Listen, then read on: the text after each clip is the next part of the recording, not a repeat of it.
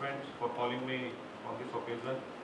I think I was not in the scheme, in the arrangement, but I got a call that you want me to be here.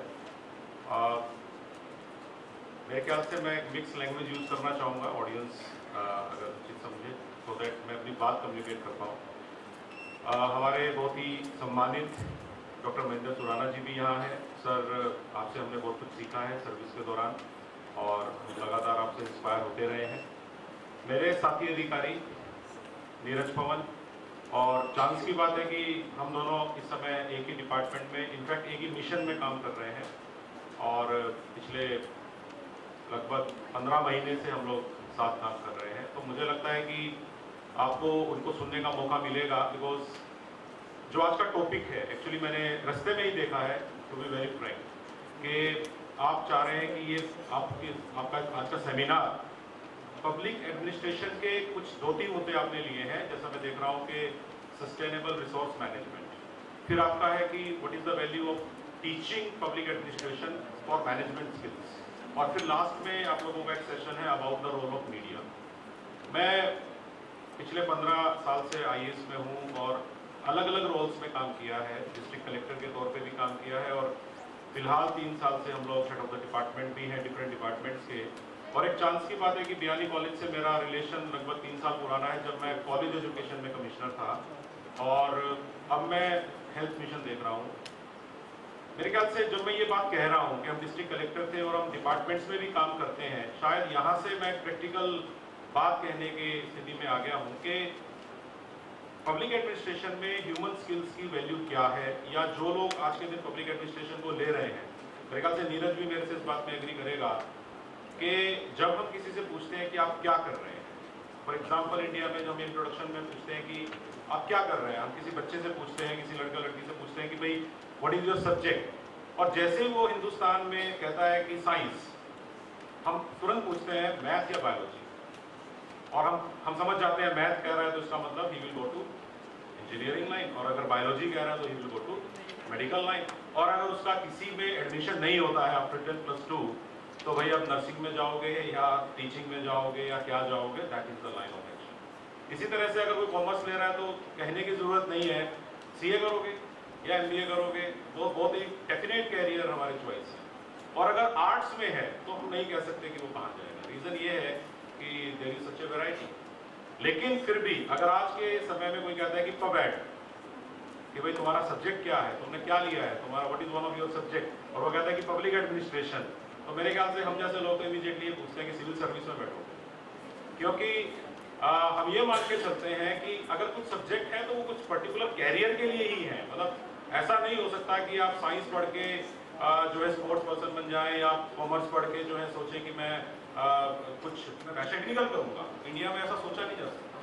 मेरे ख्याल से बहुत सारे article, बहुत सारे cartoons हमारे system के ऊपर आते हैं, पढ़ाने के सिस्टम के ऊपर आते हैं, कि हमारे डिफरेंट पर्सनैलिटीज आती है। एक कार्टून बड़ा फेमस है, बड़ा बहुत ज़्यादा यूज़ किया जाता है इन फील्ड ऑफ, जब हम टीचिंग की एजुकेशन की बात करते हैं, कि एक कार्टून में दिखाते हैं कि देयर इज ए फैक्ट्री, और पीछे से डिफरेंट माइंड के बच्चे उसमें एंटर कर रहे हैं, और हर आदमी के माइंड को, हर बच्चे के माइंड को अलग दिखाने के लिए उन्होंने क्या किया है, उसके सिर के ऊपर अलग अलग डिजाइन बनाए हैं, कोई गोल, कोई चौकोर, rectangle, circular, every kind of shape is there. फिर वो उस फैक्ट्री में जाता है, और जब वो बाहर निकलता है फिर वो दिखाते हैं कि फैक्ट्री के अंदर एक लेडी है, वो उनकी थॉट्स को कट कर रही है, और फाइनली जब वो उस फैक्ट्री से बाहर आते हैं तो सब रेक्टेंगल है। यानी कि उसमें ये दिखाया गया है कि we enter into an institution with different ideas, क्योंकि हम सबका बचपन अलग परिस्थितियों में बना है, हम सब अलग फैमिलीज में पैदा हुए हैं, हमारे शहर अलग हैं, हम लोग अलग गाँव में हैं, हम लोग डिफरेंट चीज़ों के साथ पैदा हुए, लेकिन एक पर्टिकुलर एजुकेशनल सिस्टम में हम आए और बाहर निकले तो सब एक जैसे हो गए। फिर हम लोग क्या कहते हैं, हमसे कोई पूछता है व्हाट इज दिस, तो हम 50 लोगों का आंसर एक ही होता है। तो फिर हम कहते हैं कि हम में से कोई प्रोग्रेस क्यों नहीं कर रहा, जब हम में से हर आदमी हर चीज को सेम चीज से आंसर कर रहा है, जब हमने सेम चीज पढ़ी है, जब हमसे चाहा जा रहा है कि हम, मुझे कहना नहीं चाहिए लेकिन एक एजुकेशन सिस्टम में आज ये भी उम्मीद की जाती है कि आपसे क्वेश्चन पूछा और आपने उसका आंसर लिखा, तो चेक करने वाला भी चाहता है कि आप एक पर्टिकुलर आंसर लिखें। You are not expected to be different, but जिंदगी में हर कोई आपसे चाहता है कि आप डिफरेंट होने चाहिए। जब हमारा पूरा सिस्टम डिफरेंट हमें बनाने की कोशिश ही नहीं करता, जब हर कोई चाहता है कि हम एक साइक्लोस्टाइल लर्निंग लें, तो डेफिनेटली साइक्लोस्टाइल पर्सनालिटी ही नहीं है। और इसका कारण है कि जो पब्लिक एडमिनिस्ट्रेशन में लोग आते हैं तो वो दूसरों से डिफरेंट नहीं होते। मैं आपसे सिंपल क्वेश्चन पूछता हूँ, ये क्वेश्चन मैं लगभग 1 महीने से मेरे खुद के ऑफिस में फेस करता हूँ कि हमारे पास बहुत सारी जॉब्स रहती है, कंसल्टेंट की, प्रोग्राम ऑफिसर की। आप आइए हमारे यहाँ ज्वाइन करिए, आप स्टेट लेवल कंसल्टेंट बन जाते हैं, आप डिस्ट्रिक्ट लेवल प्रोग्राम मैनेजर बन जाते हैं, और अगले दिन से आप एक डिस्ट्रिक्ट को संभालना शुरू कर देते हैं, district programme manager, national health mission. अब उससे हम उम्मीद क्या करते हैं? हम उससे उम्मीद करते हैं कि वो अब उस डिस्ट्रिक्ट की सारी हेल्थ रिलेटेड प्रॉब्लम को समझेगा पब्लिक हेल्थ के रिलेशन में और उनका सोल्यूशन निकालेगा। मैं आपको बताऊं, अगर आप कभी नेशनल हेल्थ मिशन की वेबसाइट खोलेंगे या आप सिर्फ गूगल में डाल देंगे नेशनल हेल्थ मिशन, तो मेरे ख्याल से 150 से ज्यादा एब्रीविएशंस आपको मिल जाएंगे फर्स्ट पेज पे। फिर आप उन अगर एब्रीविएशंस को देखना शुरू करेंगे, समझना शुरू करेंगे, तो 3 महीने आपको चाहिए to just know about the abbreviation, NRHM, FBNC, HBNC, ये वो, देन उनका डिटेल, उनका ये सब। मैं कुल मिला के क्या कहना चाह रहा हूँ कि एक लड़का जो कल तक सिंपली एक हेल्थ ग्रेजुएट था, एक डिप्लोमा होल्डर था, आपने इंटरव्यू लेकर उसको सेलेक्ट किया और तीसरे दिन आप उसको कह रहे हैं कि go and join in Jaisalmer as district programme manager. ऐसी कौन सी मैजिक स्टिक उसके पास है कि वो जैसलमेर के लोगों की हेल्थ प्रॉब्लम को सॉल्व करना शुरू कर देगा? He was just like anybody. तो मैं इंपॉर्टेंस क्या कहना चाह रहा हूँ कि हम रिक्वायर्ड स्किल्स नहीं देते when people enter into the service. हमारे यहाँ ट्रेनिंग्स होती है, हम कहते हैं कि जब हम IAS बनते हैं हमें 2 साल ट्रेनिंग लेनी पड़ती है। जब स्टेट सिविल सर्विस वाले लोग जाते हैं, उनका भी OTS बना हुआ है JLN पे, वहां पर उनको ट्रेन किया जाता है। हर सर्विस का एक ट्रेनिंग है। मैं यहाँ पर सिंपली ये कहना चाह रहा हूँ कि हर चीज का ट्रेनिंग इंस्टीट्यूट तो है, लेकिन क्या हमने ये देखा है कि हमारे इवन जो ट्रेनिंग के इनपुट्स हैं वो भी साइक्लोस्टाइल हो गए हैं। फॉर एग्जाम्पल, मैं मेरे यहाँ पर एक सॉफ्टवेयर बनाना चाहता हूँ। मैंने कहा भाई हमारे यहाँ पर ये चीज कैसे चलती है? उन्होंने कहा सर ऐसे चलती है। आप लोगों के लिए ज्यादा समझना आसान है क्योंकि एक आप ऐसे जनरेशन में आए हैं जिसमें कि IT और कंप्यूटर वे ऑफ लाइफ है। हम लोगों ने जब, मुझे ध्यान है कि 96 में BCom ऑनर्स करने के बाद, 99 में सिविल सर्विस में बैठने के बाद, 2001 में सर्विस में ज्वाइन करने तक computer was not way of life. Computer किसी किसी घर में था 2001 में, और इंटरनेट तो 2006-7 के बाद बहुत पॉपुलर हुआ है। 1-2 में था, वेबसाइट हुआ करते थे, मैक्सिमम डिस्ट्रिक्ट्स में वेबसाइट हुआ करते थे। बहुत बड़ी चीज हुआ करती थी कि इस डिस्ट्रिक्ट का वेबसाइट है, तो वो वेबसाइट को अपना अच्छा करता था तो कहते थे कि ये IT इंटरवेंशन है हमारा। ये सोचना कि आज हम अपने घर पे बैठ के कोई भी फ्लाइट की टिकट बुक कर लेंगे, बल्कि मैं तो उससे आगे जाऊंगा कि हम पूरे वर्ल्ड का टूर घर बैठे बुक कर सकते हैं, ये सारी चीजें नहीं सोची जा सकती थी। लेकिन गवर्नमेंट सर्विसेज में आज भी IT स्किल के ऊपर जो जोर होना चाहिए वो नहीं है। इनफैक्ट अगर मैं अपने एम्प्लॉइज को या साथ वाले लोगों को ये कहता हूँ कि यार आप थोड़ा कंप्यूटर सीख लीजिए या आप थोड़ा IT में इंटरेस्ट लीजिए, तो कंप्यूटर और IT के नाम से लोगों को बुखार हो जाता है। और एक बात और, नॉट ओनली दिस, जो लोग ट्रेन हैं, सो कॉल्ड, वो डिप्लोमा दिखाते हैं, सर्टिफिकेट दिखाते हैं कि सर हमने 3 महीने का कोर्स किया है फलाने इंस्टीट्यूट से, और आप उनसे सिंपल बात पूछते हैं, वो गायब हो जाते हैं for the simple reason they have procured a certificate also but they are not aware about computers. तो परफॉर्मेंस में कमी आना बहुत ही जायज है। एक, मैं सर्विस में आने से पहले प्राइवेट सेक्टर में था, मैंने 2.5 साल प्राइवेट सेक्टर में भी काम किया, तो मुझसे ज्यादा कोई नहीं जानता कि प्राइवेट सेक्टर और गवर्नमेंट सेक्टर की वर्किंग में सबसे पहला डिफरेंस क्या होता है। मेरे ख्याल से सबसे पहला डिफरेंस ये होता है, मैं एक बहुत ही सिंपल एग्जांपल के थ्रू एक्सप्लेन करूंगा कि अगर आपको ये कहा जाए प्राइवेट सेक्टर में कि भाई सामने किनारा है और आपको 10 मिनट में ये नदी पार करके उधर जाना है, तो आप लोग कूदते हैं, नदी पार करते हैं, उधर पहुंच जाते हैं, दिस इज प्राइवेट सेक्टर। लेकिन जब आप गवर्नमेंट सेक्टर में उसी नदी को पार करते हैं, तो जैसे ही आप कूदने लगते हैं तो आपको कहा जाता है कि देखो पाँव बांधेंगे, पहले आप तैरेंगे ना, बट एक पाँव बंधवाना पड़ेगा, उस पर पत्थर बांधेंगे। हम कहते हैं ठीक है बांध दो एक पत्थर, let's tie a stone to my leg, बांध देते हैं वो एक पत्थर। मैं फिर कूदने लगता हूँ तो एक आदमी आके कहता है सर इसको कंधे पे भी बिठा के जाना पड़ेगा, ये पर्सन नहीं जा सकता, इसको आप अपने कंधे पे बिठाइए, इसको भी साथ लेके तैरिए, you are not allowed to swim free. मैं कहता हूँ ठीक है यार, इसको भी बिठा दो मेरे कंधे पे, मैं उसको बिठा लेता हूँ, और फिर मैं जब थोड़ा सा कूद के आगे जाने लगता हूँ तो एक मगरमच्छ आ जाता है। मैंने कहा ये तो प्राइवेट सेक्टर वाले के में तो नहीं था, और आप गवर्नमेंट में ये मगरमच्छ तो आएगा। Nobody thinks about this. Everybody sees कि गवर्नमेंट में फैसिलिटीज क्या होती है। गवर्नमेंट का एक ओरा, सो कॉल्ड ओरा जो है वो पब्लिसाइज्ड है। कि भाई गवर्नमेंट में ये होता है, बड़ा घर होता है, गाड़ी होती है, लाल बत्ती होती है, या ये सारे इतने सर्वेंट्स होते हैं, ये होते हैं, वो होते हैं। ये सारी चीज़ें थोड़े समय के बाद they become useless, they become meaningless. The thing is कि आपके ऊपर रिस्पॉन्सिबिलिटीज इतनी ज़्यादा होती हैं, यू नेवर एंजॉय दैम। अगर आप अपने घर ही नहीं जाएंगे तो बड़े घर को क्या एंजॉय करेंगे?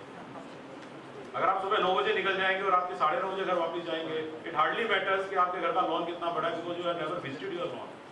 मैं सिंपल ये बातें क्यों कह रहा हूँ कि when you prepare people for public administration jobs, ये बहुत जरूरी है कि लोगों को ये गलतफहमी दूर की जाए और एक जो टीम की भावना होनी चाहिए। मैंने यहाँ पर क्या एग्जांपल आपको दिया है कि when you enter public administration, आपके दिमाग में क्लियर होना चाहिए, टीम सेलेक्ट आप नहीं कर सकते टू ए लार्ज एक्सटेंट। ये चीज में सुधार आ रहा है, बहुत लार्ज स्केल पे सुधार आ रहा है।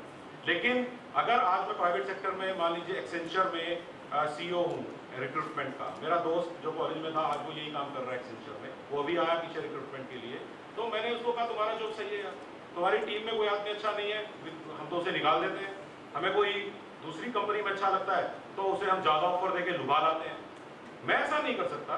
अगर मुझे एजुकेशन में एक आदमी बहुत अच्छा लगा था, जो कॉलेज एजुकेशन में बहुत अच्छा कर रहा था, और जब मैं हेल्थ में आया, मैं चाहता हूँ कि आदमी मेरे साथ आ जाए क्योंकि मैं इसकी मदद से ज्यादा अच्छा काम करूंगा।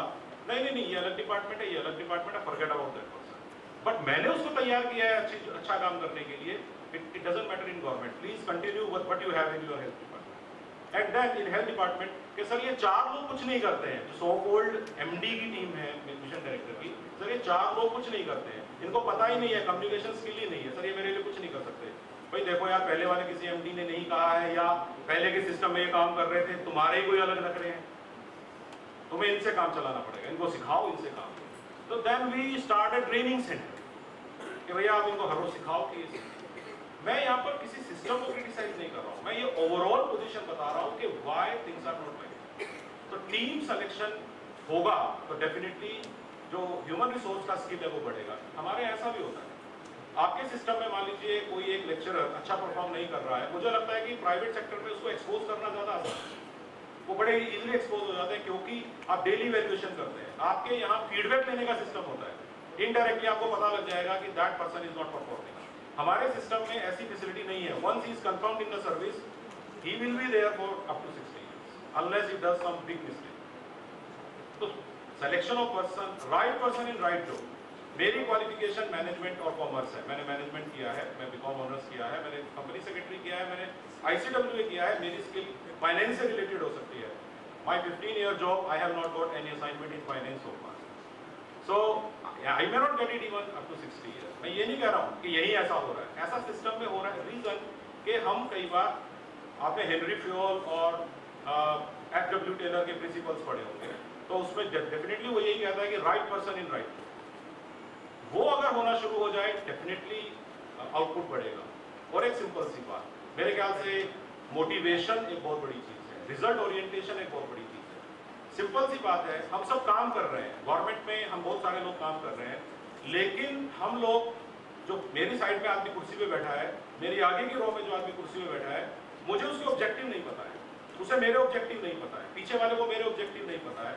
तो हम लोग जो कन्वर्जेंस कर सकते थे कि आज हम एक फंक्शन कर रहे हैं, इस फंक्शन में अगर हम वुमेन एंड चाइल्ड को भी बुला लें, या हम इसमें एजुकेशन को भी बुला लें, तो हेल्थ का ये प्रोग्राम ज़्यादा अच्छा हो सकता है।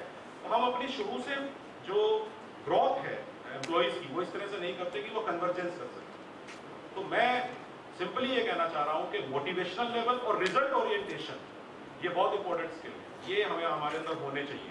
प्राइवेट सेक्टर में तो आजकल मैंने सुना है कि ईयरली टारगेट नहीं होते, सिर्फ आई थिंक 6 मंथली भी नहीं होते हैं, मेरे ख्याल से मंथली भी नहीं होते हैं, आजकल तो वीकली और डेली टारगेट्स होते हैं कि शाम तक आपने क्या परफॉर्मेंस दी, and everybody is paid according to that. Private sector बहुत अच्छा पे करता है, लेकिन वो हमेशा ये देख रहा होता है कि आपसे वो क्या कमा रहे हैं। मैं इसको बुरा नहीं मानता, क्योंकि जो आदमी जितना प्रोडक्टिव है he should be paid like that, but it is absent in our system. Post benefit analysis, एक सिंपल सी बात, एक आदमी पे मैं जितना खर्च कर रहा हूँ वो मेरे लिए कितना बेनिफिट ला रहा है, ये एनालिसिस थोड़ा एब्सेंट होता है इन जर्नल गवर्नमेंट सेक्टर या पब्लिक एडमिनिस्ट्रेशन। अगर हम ये कॉस्ट बेनिफिट एनालिसिस करें कि मैं काम करने जा रहा हूँ, मैंने उस पर कितना खर्च किया और मैंने उसके बदले गवर्नमेंट को जो डिलीवर किया उसका बेनिफिट कितना है, क्या हमारे द्वारा जो पूरे दिन में गवर्नमेंट पे खर्चा डाला जाता है और गवर्नमेंट को मैं जब काम करके देता हूँ, what is the ratio?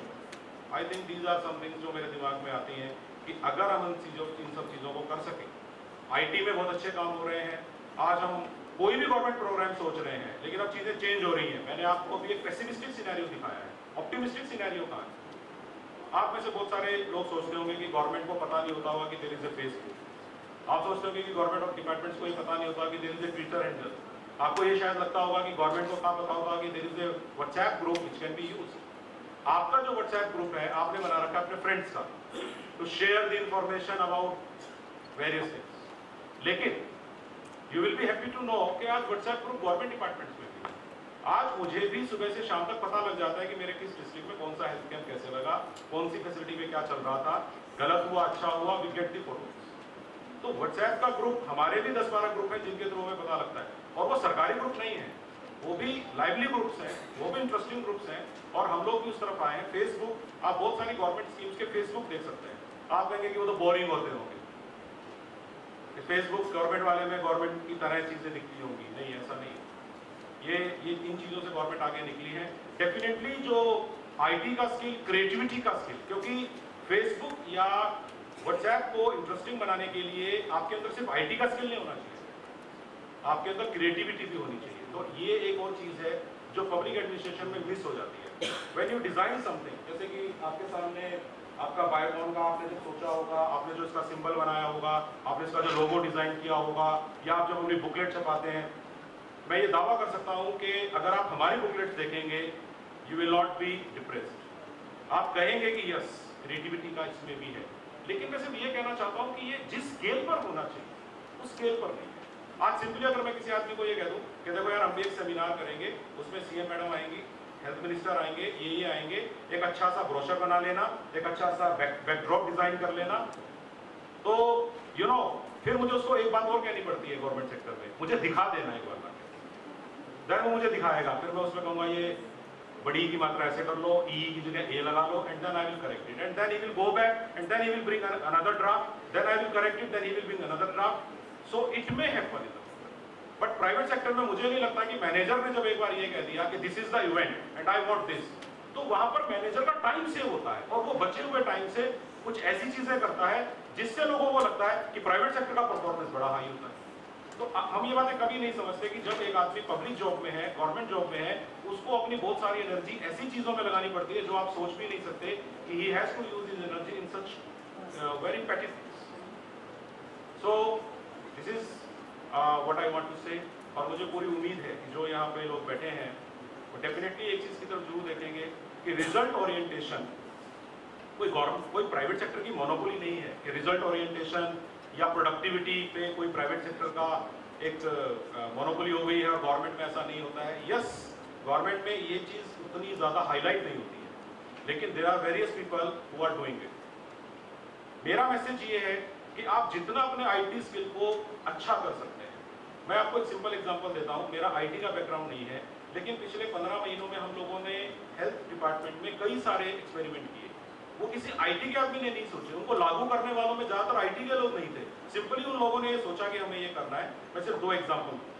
Number 1, आपको पता होगा गाँव में एक आशा होती है जो कि गाँव के लोगों को सेवा देती है, ब्लू रंग का एप्रन पहन के घूमती रहती है। हमें पता चला कि उसके जो इंसेंटिव्स हैं वो टाइम पे नहीं होते हैं, उसको इंसेंटिव्स मिलते हैं डिफरेंट, वो टाइम पे नहीं होते हैं और उसको उनके लिए महीनों चक्कर काटने पड़ते हैं। और दूसरी तरफ अगर मैं ये देखना चाहूँ कि कौन सी आशाएं काम नहीं करती हैं, उनको निकालना है, हम दोनों में ही फेल हो रहे हैं। हम उनको टाइम पे भी नहीं कर पा रहे हैं और हम उनके परफॉर्मेंस के बारे में भी कुछ नहीं जानते हैं, क्योंकि there is no dashboard indicator कि ये आशा 10 की स्केल पे 9 करती है और ये 10 की स्केल पे 1 करती है। हमारे लिए वो दोनों सेम चल रही है, तो हम दोनों एंड लूज कर रहे थे। Simply we designed a software कि भाई why not to make a software, उसमें उनकी परफॉर्मेंस को हर महीने के एंड पे फीड कर दिया जाएगा और बेस्ड ऑन दैट उनका ऑनलाइन पेमेंट उनके अकाउंट में सीधा चला जाए, तो बीच के लोगों को साफ कर दो। It was done, it happened. ये एक सिंपल थॉट थी जिसने पब्लिक एडमिनिस्ट्रेशन की इमेज को इंप्रूव किया कि हाँ, ट्रांसपेरेंसी से पेमेंट हो रहा है। और अब दूसरा एंगल ये है कि जो आशाओं का पिछले 9 महीने में इंसेंटिव स्टेट एवरेज से बहुत कम रहा, 0, 100 रुपी, 200 रुपी, 500 रुपी, क्या हमें ये सोचने की जरूरत है कि नॉन परफॉर्मिंग कौन है? कोई तो 8,000 कमा रही है और कोई 500 रुपए कमा रही है, it is very easy to find out कि हु आर नॉन परफॉर्मिंग। तो एक सिंपल आईटी टेक्निक ने किस तरह से पब्लिक एडमिनिस्ट्रेशन के इश्यू को सॉल्व कर दिया। यहाँ पर दो क्वेश्चन उठ रहे थे गवर्नमेंट पे, नंबर 1 ट्रांसपेरेंसी नहीं है, नंबर 2 हम उनसे काम नहीं करवा पा रहे हैं। ये दोनों इशू एक आईटी के सॉल्यूशन ने सॉल्व कर दिया। मैंने ये एग्जांपल आपको दिया। हमारे यहाँ जननी सुरक्षा योजना होती है, यानी कि अगर कोई औरत हमारे अस्पताल में आके अगर बच्चा डिलीवर करती है, हम उसको कुछ पेमेंट देते हैं इंसेंटिव के तौर पे। आपने सुना होगा जननी सुरक्षा योजना, 1400 रुपये देते हैं रूरल एरिया में, 1000 देते हैं। लोगों ने कहा सर आपको पता है जब आप ये 1400 रुपये देते हैं या 1000 रुपये देते हैं तो अस्पताल का जो स्टाफ होता है, जो नर्स होती है, जो वार्ड बॉय होते हैं, वो बख्शीश के नाम पे वो पैसा ले लेते हैं।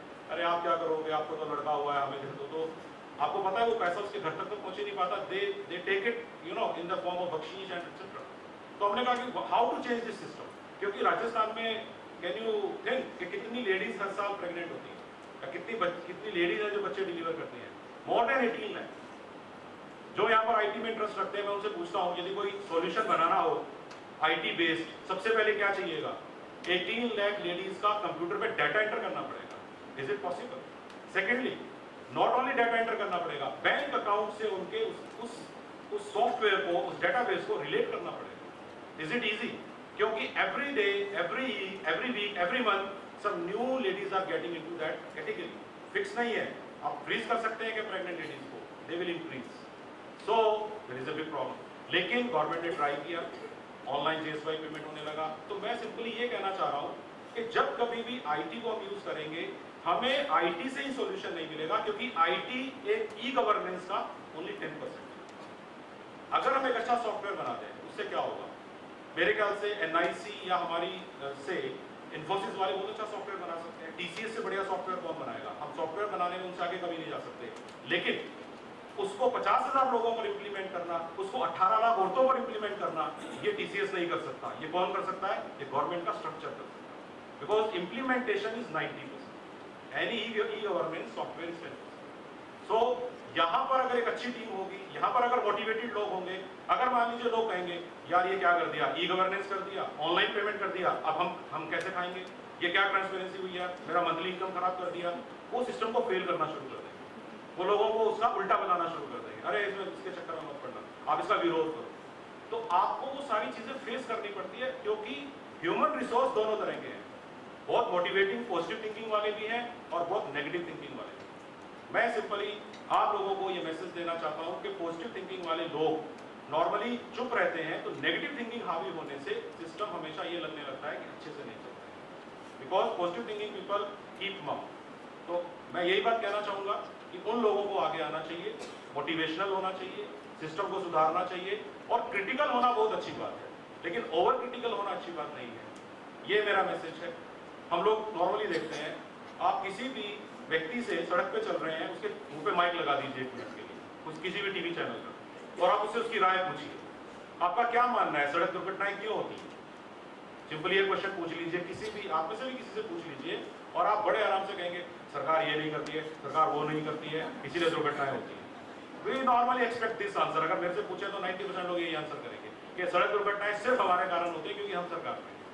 बट मैं आपसे अगला क्वेश्चन पूछता हूं कि शॉर्टकट के चक्कर में रॉन्ग साइड कौन चलता है? पीछे सही कट है 100 मीटर पीछे, लेकिन 200 मीटर आप इस तरफ रॉन्ग चलेंगे बिकॉज आप 100 मीटर पीछे बैक नहीं जाना चाहते। हमने अपने घरों के सामने सड़क को काट रखा है डिवाइडर में सुटेबली, ताकि हमारा मोटरसाइकिल सीधा उधर चला जाए, एंड देन वी से थिंग्स आर नॉट हैपनिंग। तो सिंपली हमें देखना पड़ेगा कि किसकी कितनी रिस्पॉन्सिबिलिटी। आई थिंक इसकी आज इनॉग्रेशन था, बहुत अच्छे स्पीकर्स हमारे पास हैं, नीरज स्पीक्स वेरी वेल, और महेंद्र सुराना जी को तो हम सुन के बड़े हुए हैं आईएएस में, तो मुझे पूरा विश्वास है कि आपकी सेमिनार 100% अपने उद्देश्य में कामयाब होगी, और आप लोगों को पता लगेगा कि media, resource management and administrative skills की क्या वैल्यू है। डिफरेंट सेशंस आते हैं, जो और लोग यहाँ पर आए हैं, कोऑपरेटिव से आए हैं मुझे पता है, और मेडिकल से आए हैं, पुलिस एकेडमी से भी आए हैं। I hope all of them will share their practical experiences, क्योंकि बुक आप लोग काफ़ी पढ़ चुके हैं, and I think all of us can share something from the real life, ताकि आप लोगों का जो एक्सपीरियंस है वो रिच हो। मुझे यहाँ बुलाने के लिए, सम्मान करने के लिए मैं बीएनई मैनेजमेंट का फिर से धन्यवाद करता हूँ। Thank you very much. Thank you very much, sir. It was actually a wonderful speech. speech from your side. You shared your experience. You help us to evaluate ourselves. When we blame somebody, we don't evaluate. So that was an eye-opener session. With that, we have the inaugural ceremony, and with your due permission, I will be starting the plenary session. I'll be opening the plenary session, and for that purpose, with the due permission of Surana sir, I'll be calling Neeraj Pawan sir because of some urgency. As such, you all know Neeraj sir very well. He's a man with a distinct vision and a fountainhead of illuminating ideas, a youth icon who inspires us with his devotion, dedication and commendable work. या productivity पे कोई private sector का एक monopoly हो गई है और government में ऐसा नहीं होता है. यस, गवर्नमेंट में ये चीज़ उतनी ज़्यादा हाईलाइट नहीं होती है, लेकिन there are various people who are doing it. मेरा मैसेज ये है कि आप जितना अपने आईटी स्किल को अच्छा कर सकते हैं. मैं आपको एक सिंपल एग्जांपल देता हूँ. मेरा आईटी का बैकग्राउंड नहीं है, लेकिन पिछले 15 महीनों में हम लोगों ने हेल्थ डिपार्टमेंट में कई सारे एक्सपेरिमेंट किए. वो किसी आईटी के आदमी ने नहीं सोचे, उनको लागू करने वालों में ज़्यादातर आईटी के लोग नहीं थे. सिंपली उन लोगों ने ये सोचा कि हमें ये करना है. मैं सिर्फ 2 एग्जाम्पल दूँ. नंबर 1, आपको पता होगा गाँव में एक आशा होती है जो कि गाँव के लोगों को सेवा देती है, ब्लू रंग का एप्रन पहन के घूमती रहती है. हमें पता चला कि उसके जो इंसेंटिव्स हैं वो टाइम पे नहीं होते हैं. उसको इंसेंटिव्स मिलते हैं डिफरेंट, वो टाइम पे नहीं होते हैं और उसको उनके लिए महीनों चक्कर काटने पड़ते हैं. और दूसरी तरफ अगर मैं ये देखना चाहूँ कि कौन सी आशाएं काम नहीं करती हैं, उनको निकालना है, हम दोनों में ही फेल हो रहे हैं. हम उनको टाइम पे भी नहीं कर पा रहे हैं और हम उनके परफॉर्मेंस के बारे में भी कुछ नहीं जानते हैं, क्योंकि there is no dashboard indicator कि ये आशा 10 की स्केल पे 9 करती है और ये 10 की स्केल पे 1 करती है. हमारे लिए वो दोनों सेम चल रही है. तो हम दोनों एंड लूज कर रहे थे. Simply we designed a software कि भाई why not to make a software. उसमें उनकी परफॉर्मेंस को हर महीने के एंड पे फीड कर दिया जाएगा और बेस्ड ऑन दैट उनका ऑनलाइन पेमेंट उनके अकाउंट में सीधा चला जाए. तो बीच के लोगों को साफ कर दो. It was done, it happened. ये एक सिंपल थॉट थी जिसने पब्लिक एडमिनिस्ट्रेशन की इमेज को इंप्रूव किया कि हाँ, ट्रांसपेरेंसी से पेमेंट हो रहा है. और अब दूसरा एंगल ये है कि जो आशाओं का पिछले 9 महीने में इंसेंटिव स्टेट एवरेज से बहुत कम रहा, 0, 100 रुपी, 200 रुपी, 500 रुपी. क्या हमें ये सोचने की जरूरत है कि नॉन परफॉर्मिंग कौन है? कोई तो 8,000 कमा रही है और कोई 500 रुपए कमा रही है. It is very easy to find out कि हु आर नॉन परफॉर्मिंग. तो एक सिंपल आईटी टेक्निक ने किस तरह से पब्लिक एडमिनिस्ट्रेशन के इश्यू को सॉल्व कर दिया. यहाँ पर 2 क्वेश्चन उठ रहे थे गवर्नमेंट पे. नंबर 1, ट्रांसपेरेंसी नहीं है. नंबर 2, हम उनसे काम नहीं करवा पा रहे हैं. ये दोनों इशू एक आईटी के सॉल्यूशन ने सॉल्व कर दिया. मैंने ये एग्जांपल आपको दिया. हमारे यहाँ जननी सुरक्षा योजना होती है, यानी कि अगर कोई औरत हमारे अस्पताल में आके अगर बच्चा डिलीवर करती है, हम उसको कुछ पेमेंट देते हैं इंसेंटिव के तौर पे. आपने सुना होगा जननी सुरक्षा योजना. 1400 रुपी देते हैं रूरल एरिया में, 1000 देते हैं. लोगों ने कहा सर आपको पता है जब आप ये 1400 रुपये देते हैं या 1000 रुपये देते हैं तो अस्पताल का जो स्टाफ होता है, जो नर्स होती है, जो वार्ड बॉय होते हैं, वो बख्शीश के नाम पे वो पैसा ले लेते हैं. अरे आप क्या करोगे, आपको तो लड़का हुआ है, हमें दे दो. तो आपको पता है वो पैसा उसके घर तक तो पहुंच ही नहीं पाता. They take it in the form of बख्शीश एंड एक्सेट्रा. तो हमने कहा कि how to change this system. क्योंकि राजस्थान में कैन यू थिंक कि कितनी लेडीज हर साल प्रेग्नेंट होती है, कितनी लेडीज है जो बच्चे डिलीवर करती हैं? More than 18 lakh. जो यहाँ पर आईटी में इंटरेस्ट रखते हैं, मैं उनसे पूछता हूँ यदि कोई सॉल्यूशन बनाना हो आईटी बेस्ड, सबसे पहले क्या चाहिएगा? 18 लाख लेडीज का कंप्यूटर पे डाटा एंटर करना पड़ेगा. Is it possible? Secondly, not only data enter करना पड़ेगा, बैंक अकाउंट से उनके उस सॉफ्टवेयर को, उस डेटाबेस को रिलेट करना पड़ेगा. Is it easy? क्योंकि every day, every week, every month some new ladies are getting into that category. Fix नहीं है. आप फ्रीज कर सकते हैं कि प्रेग्नेंट लेडीज को, they will increase. So there is a big problem. लेकिन गवर्नमेंट ने ट्राई किया, ऑनलाइन जेएसवाई पेमेंट होने लगा. तो मैं सिंपली ये कहना चाह रहा हूँ कि जब कभी भी आईटी को हम यूज करेंगे, हमें आईटी से ही सॉल्यूशन नहीं मिलेगा, क्योंकि आईटी एक ई गवर्नेंस का ओनली 10%. अगर हम एक अच्छा सॉफ्टवेयर बना दें, उससे क्या होगा? मेरे ख्याल से एनआईसी या हमारी से इन्फोसिस वाले बहुत अच्छा सॉफ्टवेयर बना सकते हैं. टीसीएस से बढ़िया सॉफ्टवेयर कौन बनाएगा? हम सॉफ्टवेयर बनाने में उनसे आगे कभी नहीं जा सकते. लेकिन उसको 50,000 लोगों पर इंप्लीमेंट करना, उसको 18 लाख औरतों पर इंप्लीमेंट करना, ये टीसीएस नहीं कर सकता. ये कौन कर सकता है? ये गवर्नमेंट का स्ट्रक्चर कर सकता है. Because implementation is 90%.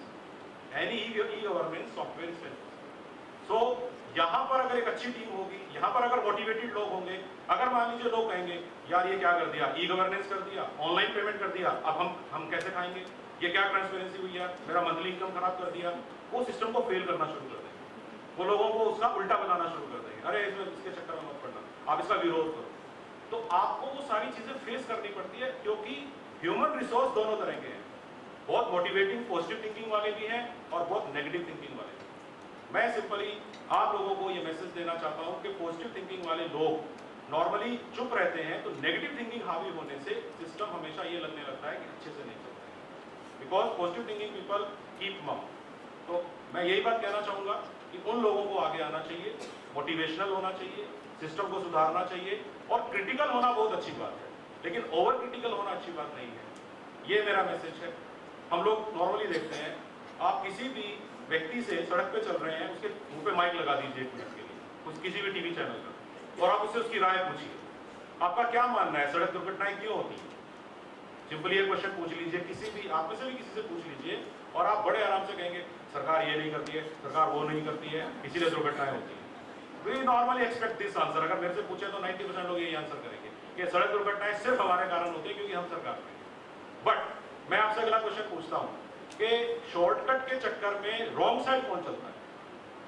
पीछे सही कट है 100 मीटर पीछे, लेकिन 200 मीटर आप इस तरफ रॉन्ग चलेंगे बिकॉज आप 100 मीटर पीछे बैक नहीं जाना चाहते। हमने अपने घरों के सामने सड़क को काट रखा है डिवाइडर में सुटेबली, ताकि हमारा मोटरसाइकिल सीधा उधर चला जाए, एंड देन वी से थिंग्स आर नॉट हैपनिंग।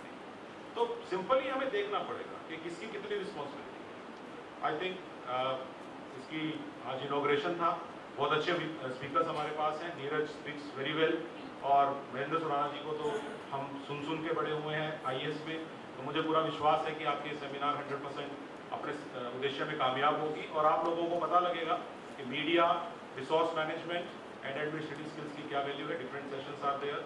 जो और लोग यहाँ पर आए हैं, कोऑपरेटिव से आए हैं मुझे पता है, और मेडिकल से आए हैं, पुलिस अकेडमी से भी आए हैं, I hope all of them will share their practical experiences, क्योंकि बुक आप लोग काफ़ी पढ़ चुके हैं, and I think all of us can share something from the real life, ताकि आप लोगों का जो एक्सपीरियंस है वो रिच हो। मुझे यहाँ बुलाने के लिए, सम्मान करने के लिए मैं BNE मैनेजमेंट का फिर से धन्यवाद करता हूँ। Thank you very much. जय हिंद।